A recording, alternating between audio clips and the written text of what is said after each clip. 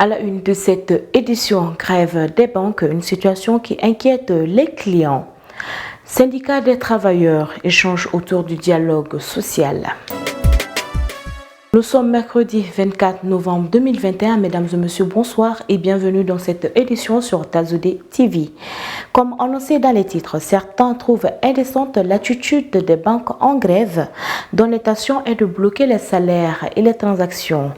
Pour les syndicalistes, eux se défendent de procéder ainsi pour se faire entendre. Plus de détails avec Zina Khalil. Le syndicat national des banques, assurances, microfinances, établissements financiers et commerces du Mali, SYNABEF, a déclenché hier une nouvelle grève de 72 heures reconductible. Les grévistes demandent la révalorisation de la grille du salaire de base de 15% déjà provisionné, la régularisation de la situation des prestataires intérimaires, conformément à l'article L313 du Code du travail et de l'application du décret de 1971 sur le Fonds social. Pour cette première journée d'arrêt de travail, le mot d'ordre a été suivi presque par toutes les banques affiliées au SYNABEF, même pas de service minimum. Cependant, la Banque de développement du Mali BDM SA et la Banque sahélio-saharienne pour l'investissement et le commerce BCIC se sont désolidarisés de cette grève comme était le cas lors des deux précédents mouvements d'arrêt de travail. Le secrétaire général du comité syndicat de la Banque nationale de développement agricole BNDA et ses camarades disent veiller au respect strict du mot d'ordre de grève dans leur banc.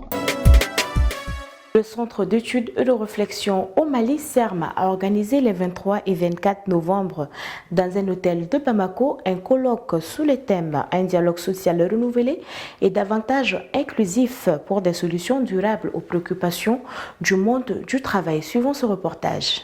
Cette rencontre de 2 jours qui regroupe des syndicats de travailleurs et organisations de la société civile a pour objectif de proposer des pistes pour un dialogue social mieux structuré, approfondi et plus inclusif. La cérémonie d'ouverture a été présidée par le représentant du CERM, M. Amadou Diop. La recherche de la sécurité, de la paix et de la réconciliation est une part importante du dialogue social indispensable pour la stabilité de la société. Si tout le monde d'une même société est au même niveau et d'accord avec le développement, on peut vraiment avoir la paix, la sécurité et la stabilité, a laissé entendre le représentant résident de la FES. De son côté, le représentant du CERM a rappelé que le centre a été créé en 2015. C'est un espace de débat, de dialogue et de proposition. Selon Amadou Diop, notre pays est depuis un certain temps à la croisée des chemins, sur tous les plans, y compris sur le plan social. Nous souhaitons vivement que nous sortions de cet état de tension permanente entre les acteurs politiques, entre citoyens et États.